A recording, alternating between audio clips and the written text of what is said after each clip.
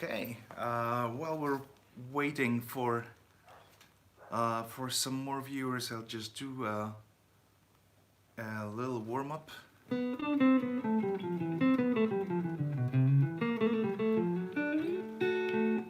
Oh, hello, Ad. Answering your question, more Chad Atkins. I actually thought about. Okay. Yeah, we'll wait for the rondo to come back. I want to make a video, which is going to be a live stream, where I actually learn and figure out a tune by ear. Okay. Oh, welcome back. The tune that I've never tried to play before, and I'll just give certain guidelines how I find certain things out. We'll slow it down. I hope that we won't get any kind of copyright strike or anything like that. So it's gonna be basically me sitting with DAW. I use Reaper to slow things down, and by bar, I will listen to the harmony and try to figure out what's there, and showing how basically what are the mechanics of it all, because they're very common for most of ragtime style tunes. It's pretty much the same, so it's just applying the ideas that I talked about in the basics of finger picking for rockabilly, and the sentiment tutorial just stretched to be very long, but it showed pretty much where these things come from.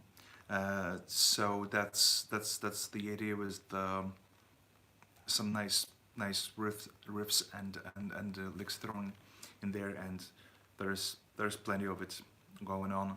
I think that one of the things that actually Chet was very fond of was the super lick, which was sweeping arpeggio.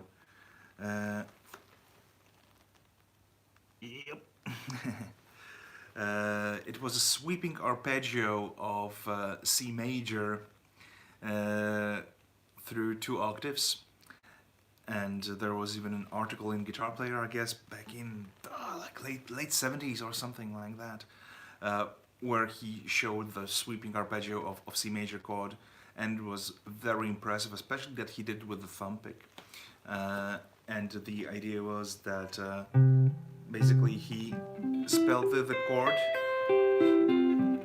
up and down,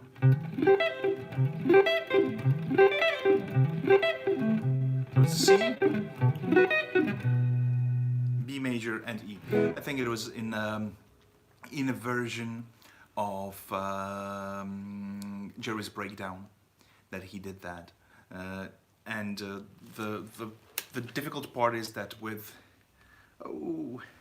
hello, Carlo. The thing was that he did it with a thumb pick both ways, and thumb pick is an animal that doesn't tend to behave, because we don't really have that much of influence as of the stiffness and how it snaps off the strings. So one way it's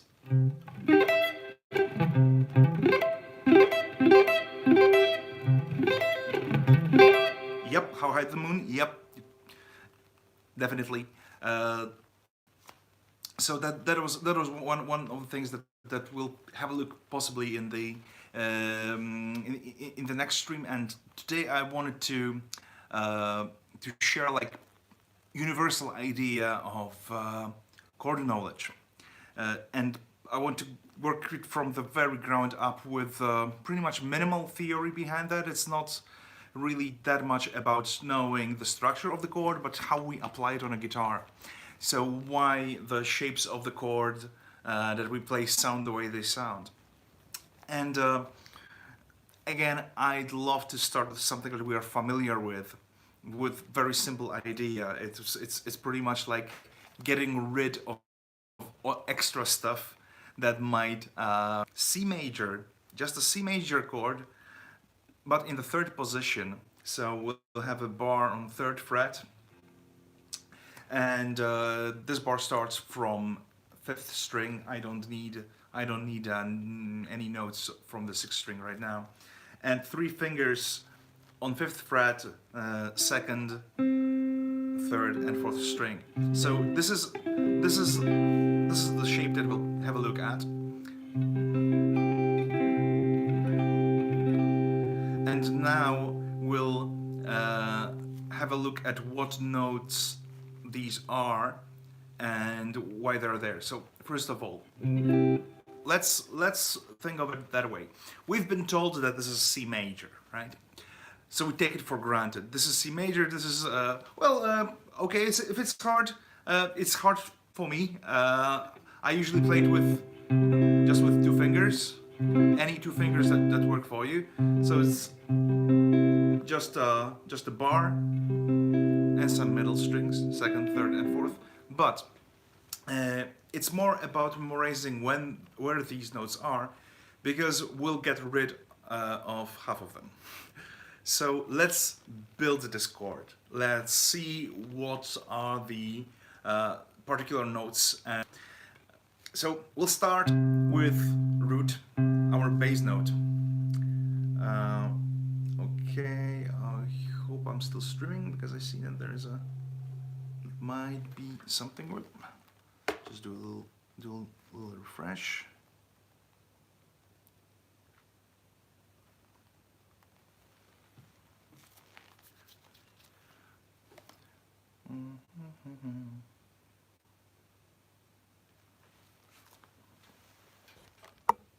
Okay, yes, it's working. Okay, thank you so much. Great, because I have a preview in here. Okay, I see. Because sometimes it breaks. I have a preview on another device. Yes, that's true. That's because of the scratch. Yeah, possibly Fred Scratch family is sitting there and corrupting the stream. Yeah, next time I'll fix that. So we'll start with building the chord from the ground up. So our index finger will point at the root, which is the note that gives the chord its name, its letter, right? So we want to know if it's a major, minor, augmented, or diminished yet. We'll just know it's some kind of C. So this is index finger. It's a strong point. This is technically it's the finger that's opposite to our thumb. So all the weight of all the hand and all other fingers is basically spread over this joint of thumb and index finger. That's why it's very crucial. We want to start with it. This is our grip. It also marks the position for other fingers. So this is like a point in relation to which we form every position of every other finger. So this is our C. Now we'll use a very bare bones shape of the chord that works also good for a guitar. So another thing that we'll have in our chord is interval of 5th. So these are those 2 notes. It's a power chord. 3rd and 7th fret. 3rd fret on A string, 5th fret on D string. So we have a power chord. Right now, with this kind of power chord, we don't have a clear quality of the chord. We can't tell if it's yo.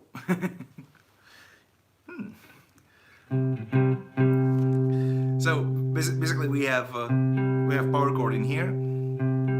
We can't tell if it's major or minor until we add one more note, which is 3rd of the chord. And in major chord, we have major 3rd. And we will use pinky on 2nd string on 5th fret. So these are just these 3 notes. This is my framework for the major chord. I have my power chord and a little note on top So 3 notes, 3 fingers, super easy. And we have this kind of fingering and this kind of voicing in here, not 6 notes, not 5 notes, but just 3, to clearly see what kind of qualities these notes bring with them. So the crucial note in this chord is third that we have under our pinky on second string, because even without fifth, just these 2 notes, they carry the character of the major chord. We can still say that this thing is major, this thing is minor, right? This major, this thing is minor. Without this note on top, we have just droning quality of power chord.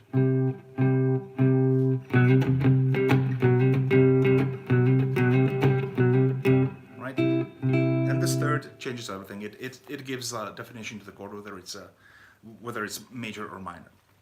Now, because we use just 3 notes, we make it very easy for us to move them around and see what's going on or how the chord quality changes.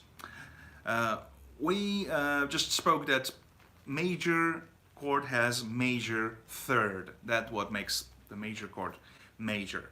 And we have perfect fifth. So we have 3 notes in major chord, right? It's a triad. In this shape, it's actually it's spread over more than 1 octave, right? So we have root, fifth, and third on top. So the most important melody, most important note is also on top of the chord. It's the most audible one, the one that we can form melody with. That's what I wanted to say. Now let's see what happens if we move this third down 1 fret. So from major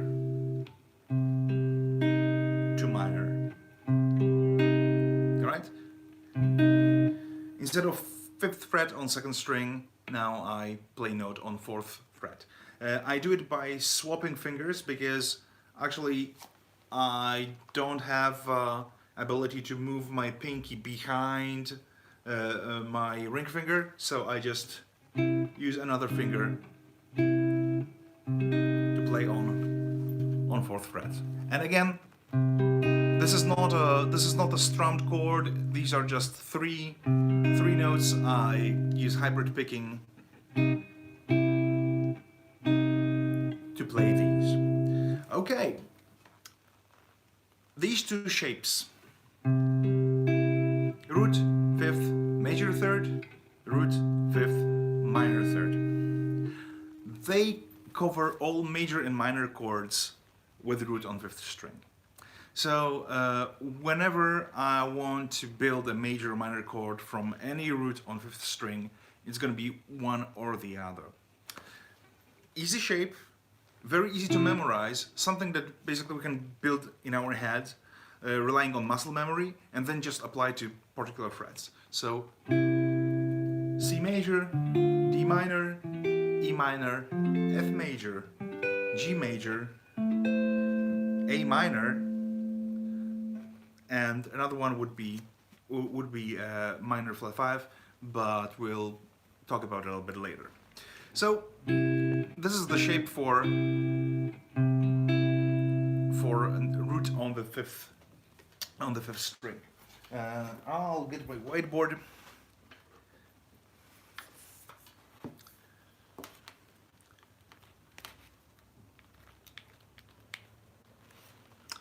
It hurts your ears.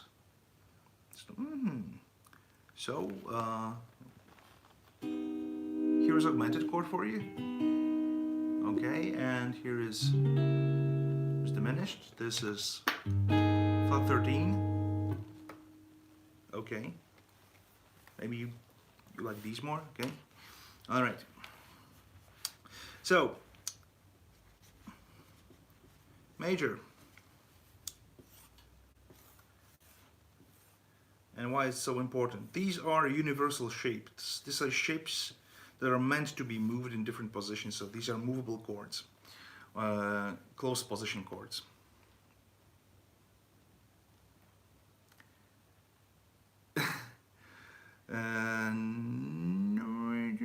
Well, no, that's basically musicians' way of playing chords. This is musicians' way of understanding what's going on, and this is basically a framework. Yeah, I know, I noticed.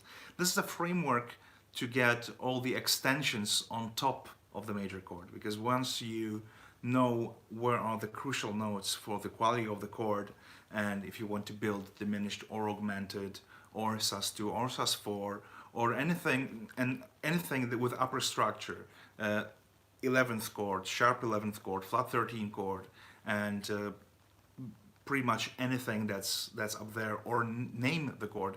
That's how you locate root, fifth, and major third, or anything that is in the vicinity of these notes. So basically,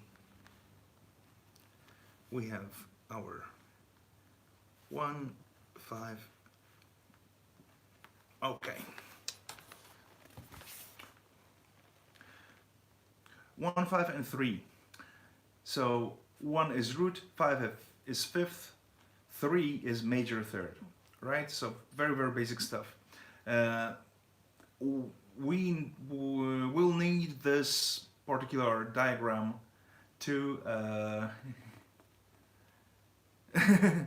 oh, dobry wieczór. Yeah, I have Polish surname, and I used to live in Poland for some time. Yeah. Okay, let's have a look at minor chord. Minor chord. Okay. For some of you it might seem a little bit slow or very obvious, but I just want to make sure that everyone gets these basics, and that we can be comfortable with that. Okay, this is our minor chord, and let's have a look at the notation. I put a flat symbol next to third, and whenever we think about minor third, we'll use flats and sharps to mark that there is a difference between their usual quality that comes from the major scale, right? So 1, 5 and minor third. That's how it's going to be. Yep. Again. All right. Now, the general construction of the chord. Well, we already agreed on it, that it's root, third, and fifth. Minor is going to be root, minor, third, and a fifth. So this is 85% of theory that we're gonna need for major and minor chords, pretty much. Okay, we also spoke that the most important note in the chord that gives its major or minor quality is the third. So that's the one that's gonna stay in the chord. If we want to get rid of anything, for sure it's not gonna be third, right? Because this is the one that changes. This is the one that gives the chord quality of major or minor. Now let's have a look at the same thing, but starting on 6th string. And this time we're gonna use our bar chord on 3rd fret. It's just a same shape as F major, but on the 3rd fret. So bar across 3rd fret, ring and pinky on 5th fret, A and D, and index finger on 4th fret of G string. So this is our entry shape that will strip certain things off to get our essentials that we'll need to build our chord from the ground up. So again, root is on the 6th string, power chord again, our punk rock element, and the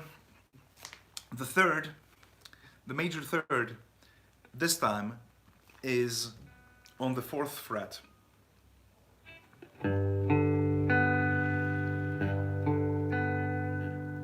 Yep, this is G chord. So we have G major, and as you can see, this is exactly the same shape that we used for C minor, but it's shifted one string towards the ceiling. So it's like having exactly the same shape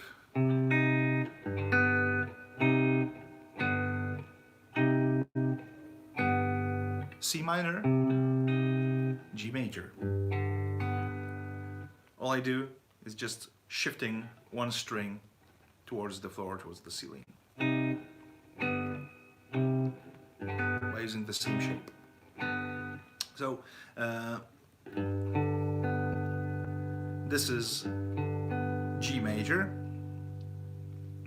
and to make it minor, unfortunately, we'll have to use bar. So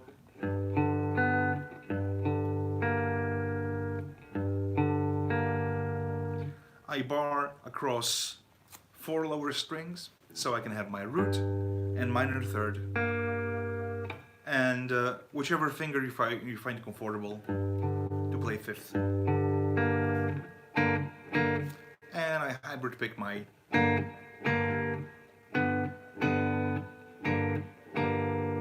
my 3 strings. The one that I fret, these are the one that I strum, that I pluck.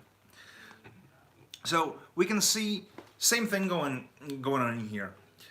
My major third turns into minor third just by moving half step below, right? Exactly the same mechanics that we have with the previous chord.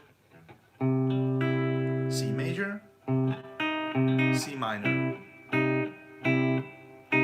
Just this one note, and same situation here. G major, G minor.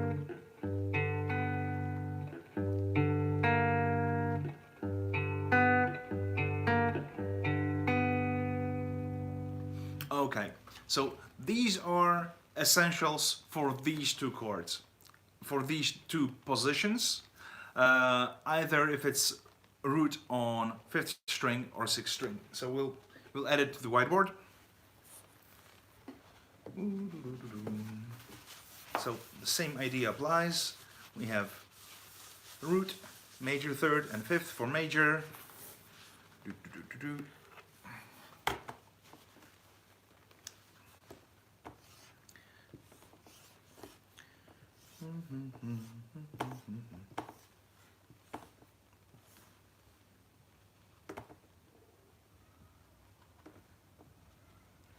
Root, 5th, major third.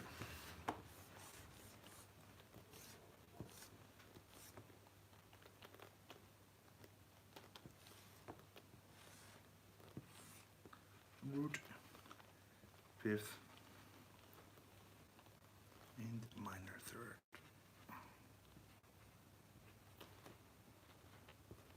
Okay.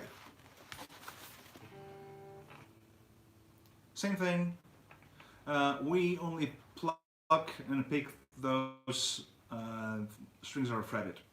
Well, everything that is in between. Yep. Okay. All right. Now, here's the fun thing. Because every 3 notes that are arranged with some kind of combination of thirds, and that's how we have it with major triad, with minor triad. Basically, we have 3 notes with particular spaces in between, right? That give them their quality. But what if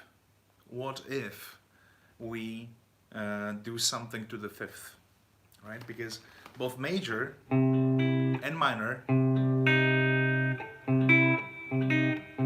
have the same perfect fifth interval here between 1 and 5, right?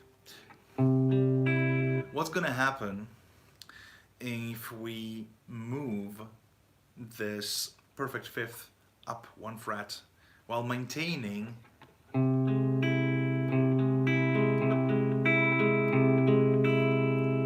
the same major third on top? This thing is called augmented chord, augmented triad. So it's this tense, very, very tense combination. Yep, augmented. And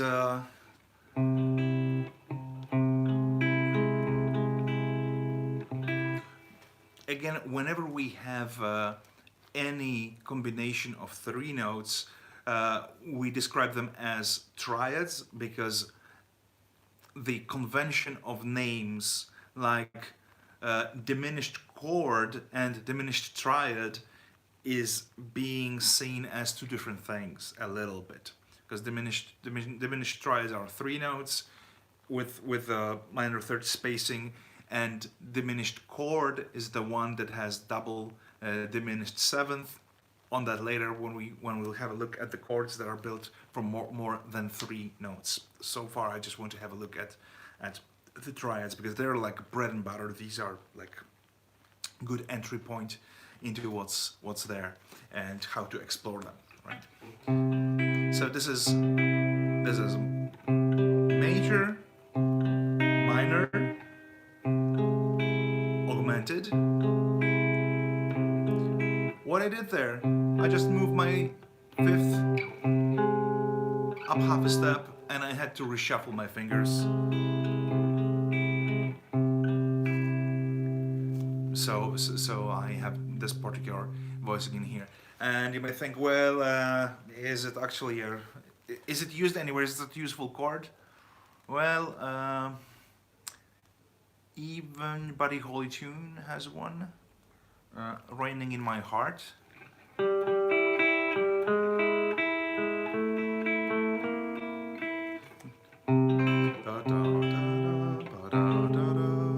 it is. Then it's a 6th chord. 7th, right? The melody follows the chord structure. Yep, exactly. This is a very, very good chord to build tensions. And we'll need tension whenever we play dominant chords. And we'll talk about the chord groupings right after we're done with triads. So again, what can we do with 3 notes and combination of movements, half step up and down between them? So we've already mentioned that. Yep. This is major, this is minor, and right now with minor chord, let's move this 5th half step below, and this is our diminished triad.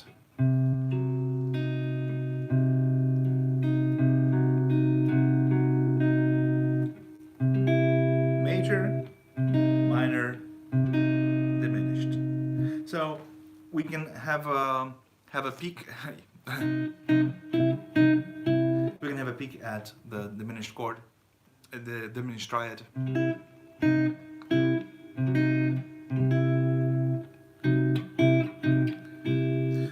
Well, that's the thing. These chords are considered to be jazz chords nowadays, but these were everyday chords for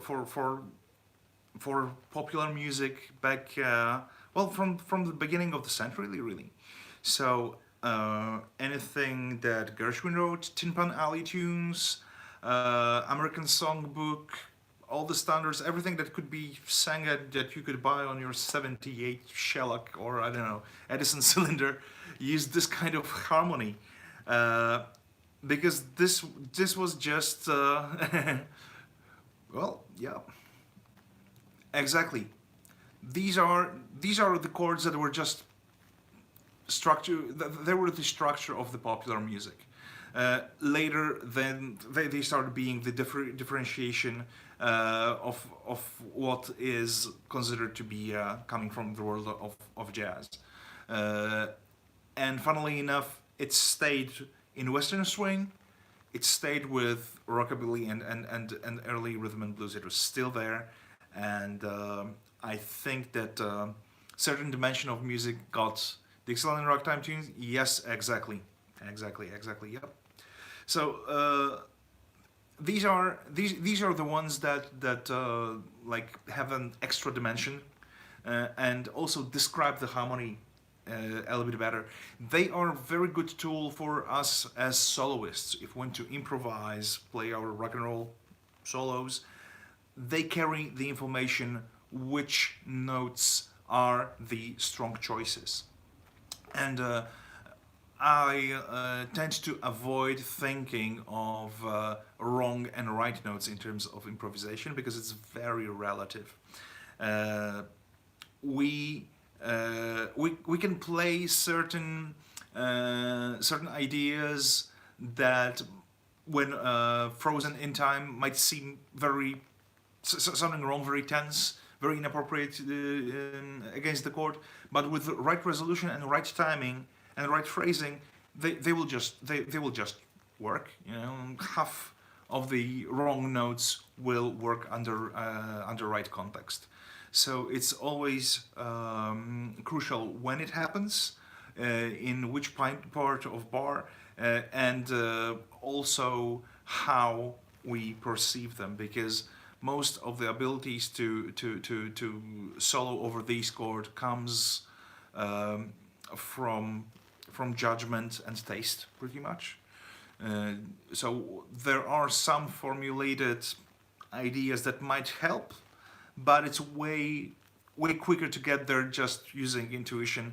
And one more trick that I want to say for another live stream, which is possibly gonna be like the most important trick that musicians should use, but usually won't spend enough time on it. And I think it's a very, very powerful tool, and possibly the one that gets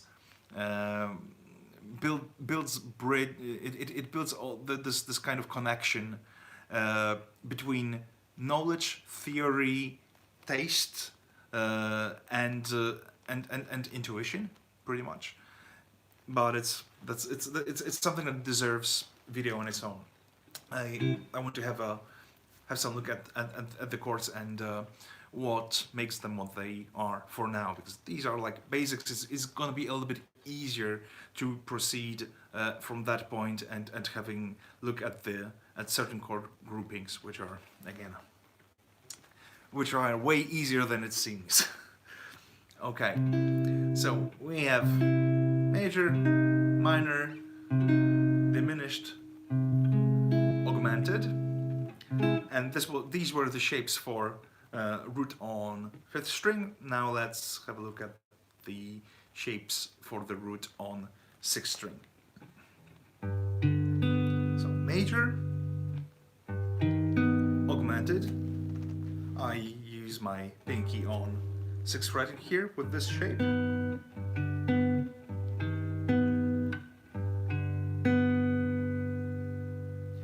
And now minor chord and diminished triad.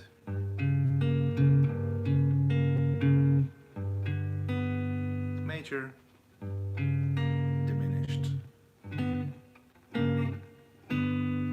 Okay, so we have our essentials nailed right now, and let's think about importance of these particular notes when we want to build anything beyond these 3 notes.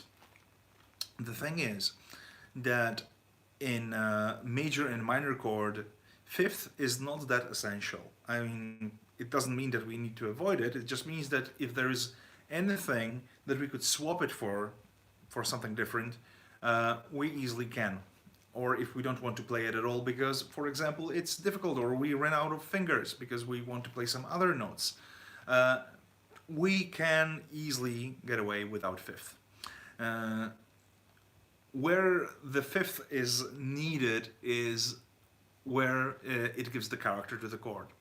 So diminished triad and augmented triad obviously needs fifth to be diminished or augmented, so it gives the chord character, right? Even this thing, we can't really tell whether it's major or minor until we put third on top.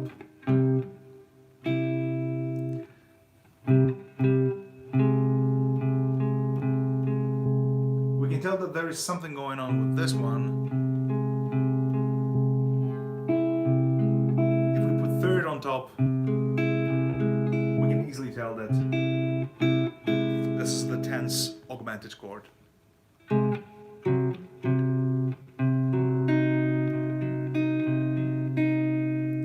So we're gonna need these fifth if we go beyond major and minor chord. And okay, let's have a look. Yep. Oh, hello.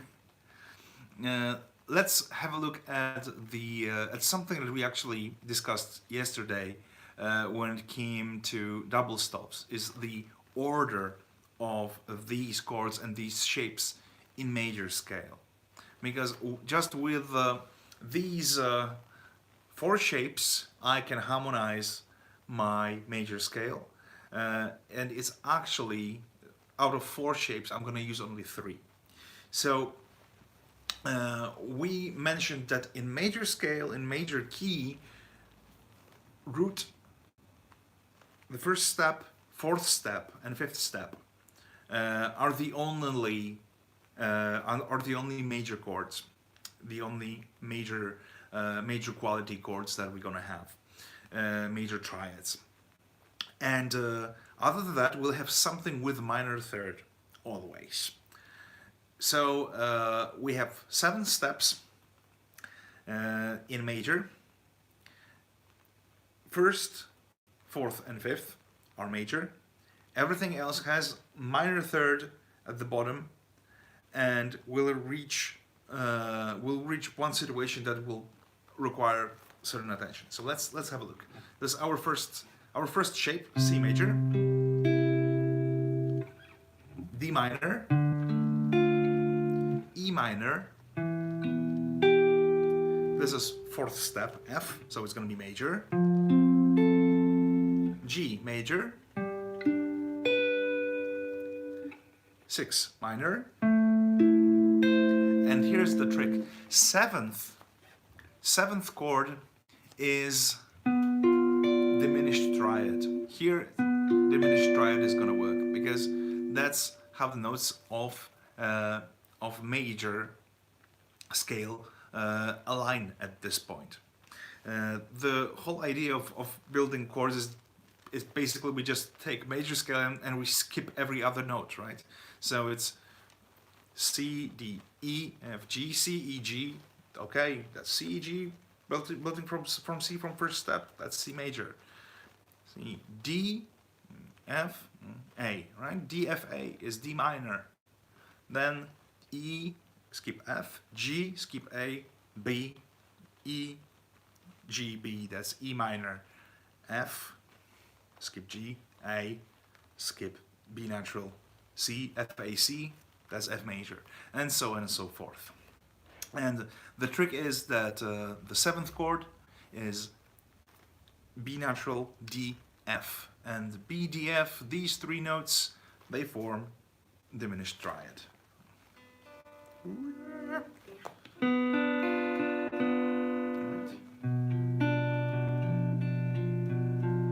So that's the shape with diminished fifth and minor third. And it resolves on major, on C major. So let's have a look again at this kind of exercise.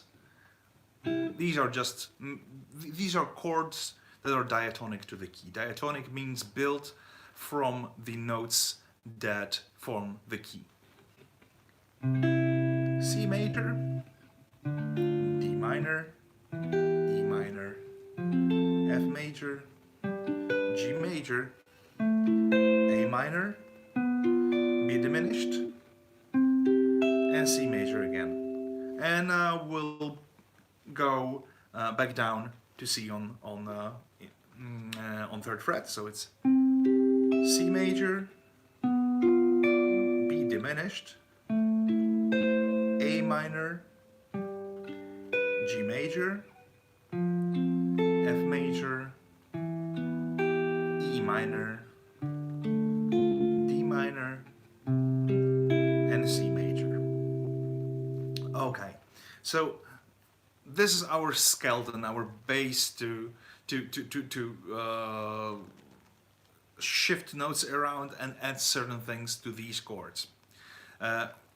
We use these shapes to have a very clear idea where are particular ingredients of the chord, right? So root, 5th, and 3rd. We know that the 3rd is going to be somewhere on the high-sounding string. Our root is at index finger, and 5th is, well, 5th away, so it's just power chord. Why do we start in here? Because whenever we have a chord that contains more than 3 notes, we'll have very clear idea that what are the other notes against its root. And we'll have very easy means of locating the necessary notes that actually form this particular chord, even if it's something that might have a weird symbol and fingering. Well, fingering is usually it's usually 4 fingers and 6 strings, sometimes 5 strings, sometimes 4 strings. So it's all meant to be played by humans. There is not too much of impossible things on a guitar that was played by someone and that needs special discovery or practice. It's usually some kind of alteration of these chords and fingerings that we're going to explore today. Okay, now let's have a look at the same thing but with the root on 6th string. So this is G major, A minor, B minor, C major, D major, E minor, F sharp diminished triad, and the G major. And now we'll play the same order but in a descending pattern. That's G major, F sharp diminished, E minor, D major, C major, B minor, A minor, and the G major.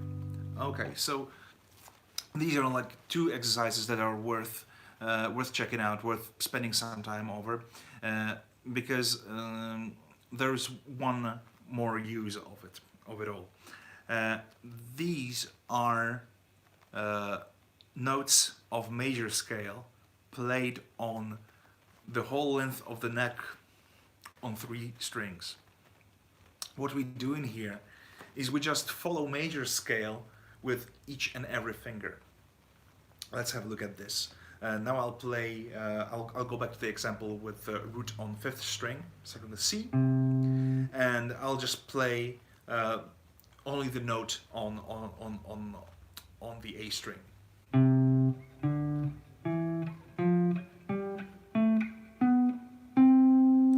this is major scale, right? Now let's listen to the note that is on the fourth string.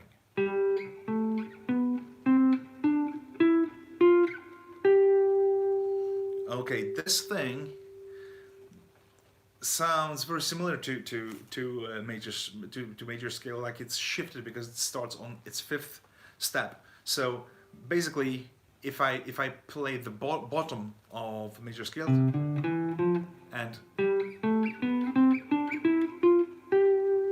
and follow the chord shapes that we just played, it's still major scale. It just started on a different note. And let's have a look at the third that we have had in a chord and what does it follow. Again, this is major scale starting at the third, at its third step. This kind of idea of starting major scale on different notes is called modes. These are modes of a major scale, and there are 7 of them. So the one that starts from fifth is called Mixolydian. The one that starts on third is Phrygian. We don't need to know these names; they are not that essential. We just play notes from major scale on 3 strings along the neck. That's what happens in there. So if we know that these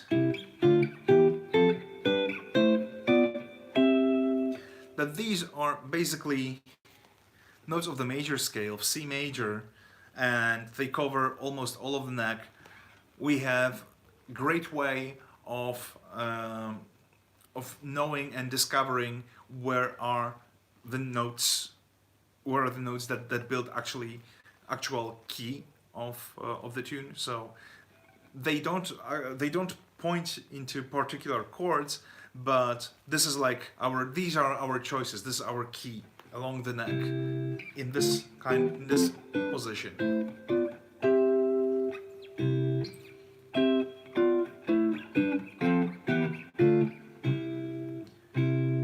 So we're just dragging the same shape along the neck, and we have a certain idea of how the intervals are spread in terms of the key. And also, it's a great learning tool just to shift those shapes around along with a major key.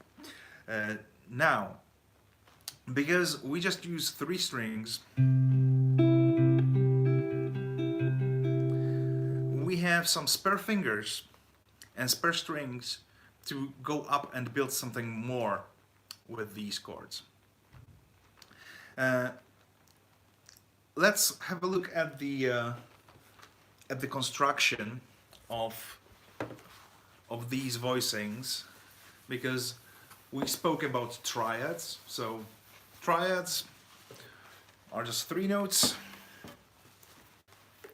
and I'll go back to my major scale.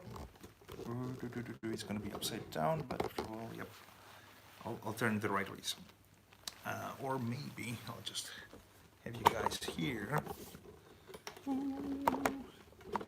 Yep. Okay. This is our major scale: C, D, E, F, G, A, B, C. And we'll keep going. C, D, E, F, G, A. Okay.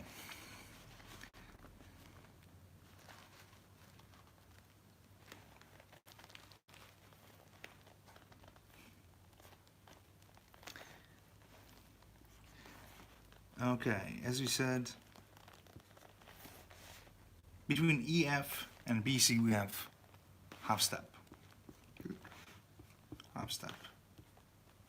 and half step. Now we can put numbers on top of the major scale.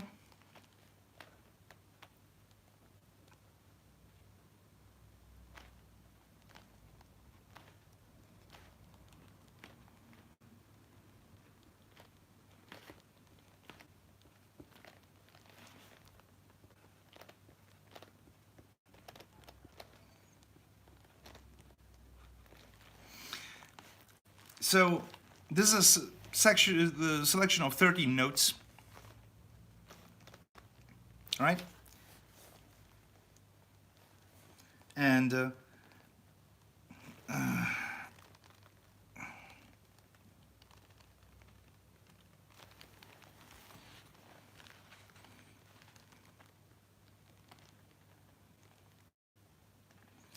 okay. Right? Root, third and fifth. So this thing was called major. So we'll use major symbol as M. Now minor, which we can use small m or minus. It had root, flat 3 and 5. We had augmented, or we could use plus symbol, which had root, major third, and sharp 5. And we had diminished chord, diminished triad, which in this case will have dim or minor flat 5, because that's basically what it is. It's like having a minor chord with flat 5. Right? Okay. So these are 4 combinations. These are combinations of everything that we can get from our thirds, so skipping every note and shifting them up and down half step. Now, what happens if we go further and build chords that contain 4 notes? So we'll have, in general, construction like this: root, third, fifth, and seventh. Let's have some look at these. We're getting an extra note on top, and we'll talk about the convention of naming, because it's a little bit different with this kind of idea of naming things, but still on a guitar it's easy to play but hard to name.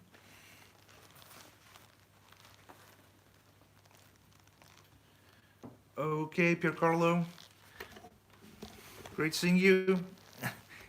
Yeah, the video is gonna hang in there.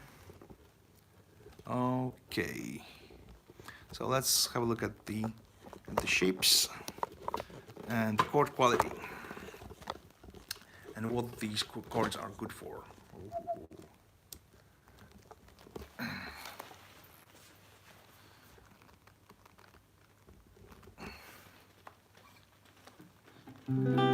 Okay, we'll have 4 notes, and again we'll come back to the easy shape that we started with, right? This is our major, and this 4th note, the 7th, that we'll have on our C major chord is major 7th, and it's on 4th fret in between those 2 notes. So we have 4 fingers.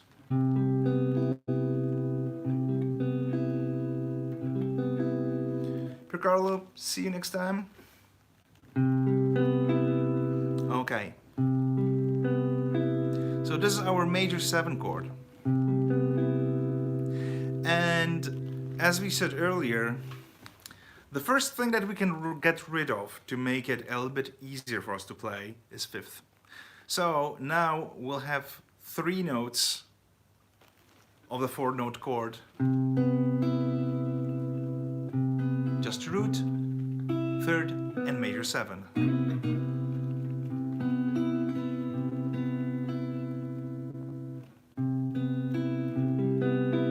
This is full voicing. Root, 5th, major 7 and major 3rd. And this is with omission of 5th. Both of them are quite useful and we'll get there. But let's keep in mind that with this kind of thing we can get rid of 5th. Now let's take a 7th for a trip and let's drop it half step.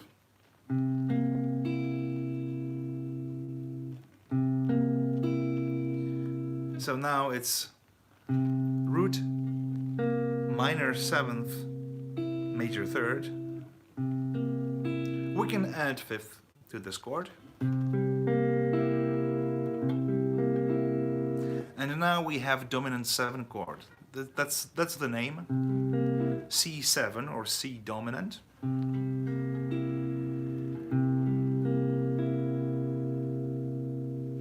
And the notes that we have in here are root, 5th, minor 7, major 3rd.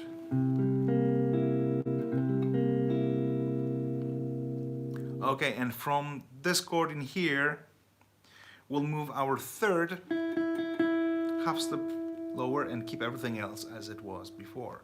So now we have root, 5th, minor 7, and minor 3rd.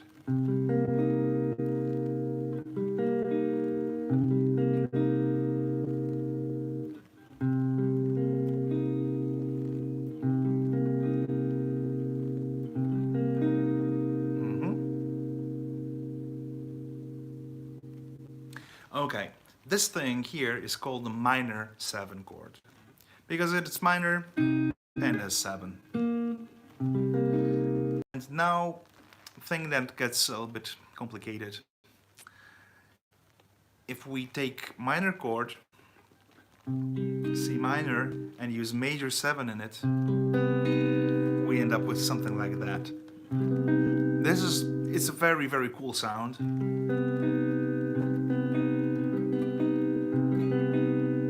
And what is this thing? It's called C minor because of the quality of the 3rd, major 7 because it contains extension that is interval of major 7. It might seem a little bit confusing in terms of names, but as a framework we have a minor chord and the extra.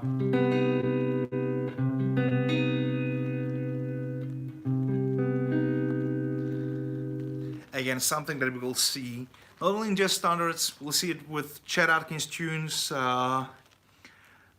Brian Setzer plays this chord in some I think. Hollywood's Nocturne had this chord in the form. I think he ended Drive Like Lightning, Crush Like Thunder. There's a section with this voicing, and the confusing part of it all is that this C minor major 7 contains augmented triad. Is our augmented triad. This is the voicing that you can hear, for example, on the Beatles' "Oh Darling."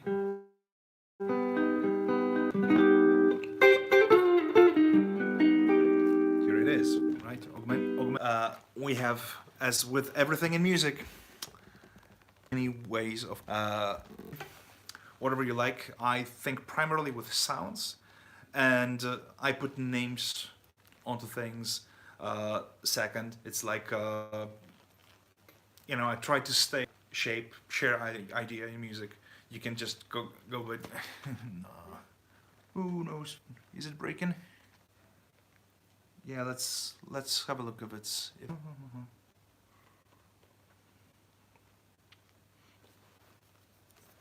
because it's, oh no. Okay. I'll try to fix it. Try to. Okay. Okay. I see that is. Mm-hmm. Thank you so much. Okay.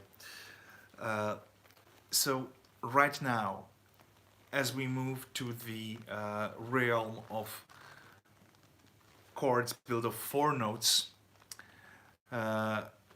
we'll use certain fingerings that are way easier than the major and minor and augmented and diminished that we used before.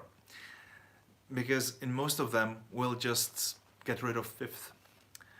And as we had a look at the major scale, we'll just take 1, 3, 5, and 7, and then we'll shift every 2 notes and go up and go up the octave, and see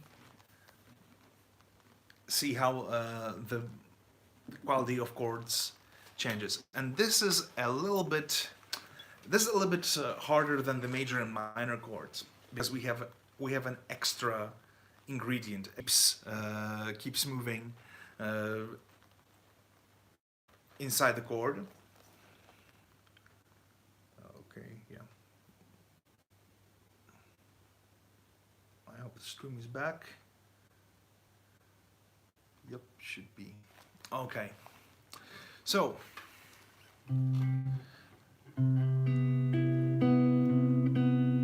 this is our first chord, and this is C major 7. Now let's have a look at D. D is going to be D minor 7, and I'm just using 3 fingers. 5th fret on the A string, 5th fret on G string, 6th fret on 2nd string. And this is D minor 7. Okay, let's play this movement a couple of times. C major 7, D minor 7.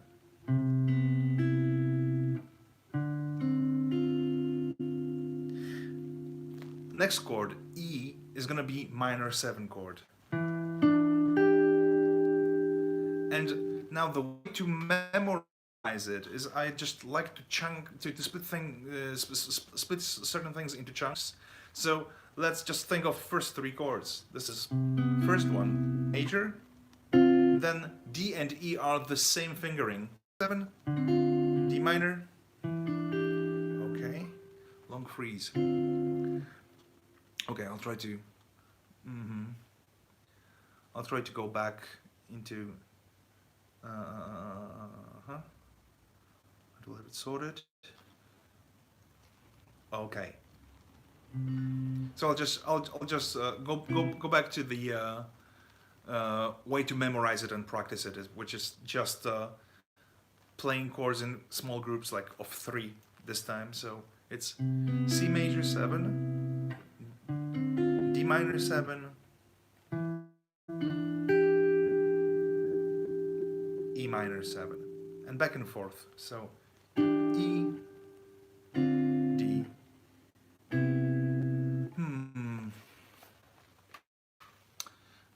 Okay. All right. What I think I could do. I'll try to have a network repeater sorted, because yeah, I'm streaming from the phone, and it tends to be a little bit all over the place, and I'm fairly close to the access point, but it might be a little bit choppy from time to time. So maybe let's wrap it up, and we'll come back to it later this week, and I just maybe upload certain materials that we might use for the reference, so it's going to be link in the description to the PDF files with certain material that we've already covered. Maybe it's going to be a little bit easier this way, but the general idea is that we have major, minor 7, minor 7, major 7, dominant, minor, minor flat 5, and major. And this is the order that we'll practice, and I'll show some exercises too. Yeah. Okay. Thank you. Thank you, Painkiller. I'm really happy to have you guys. I'm a little bit all over the place, but again, it makes it a little bit difficult not really knowing where everyone is with their playing, and at the same time, I know that this kind of music theory might be repelling for certain people. So I try to break it down into something very, very practical, very, very easy, and basing on everything that we just know, like basic chords or something that we can explain in 5 minutes. So okay, I'll carry on the next time, and I already have a couple of ideas for upcoming feeds for certain techniques, and so for sure there's gonna be we're gonna do one on transcribing, how to learn tune by ear, with all the necessary tools. We'll just have a seat with a laptop, slowing down, chopping into pieces, listening to the pieces over and over and over, and trying to guess what's there. And also one about the most important guitar technique that is there, and it's actually more about musicianship than about guitar.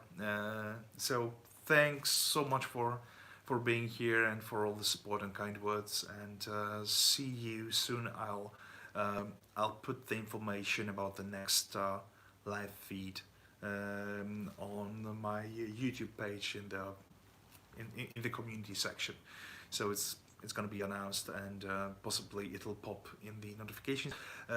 Possibly I'll do it a little bit later, so it also accommodates people in the US that might start it a little bit later, because this is pretty much middle of the day for most of the people. So I'll try to work out the time for everyone to sit. So again, thank you so much for being here, and see you next time.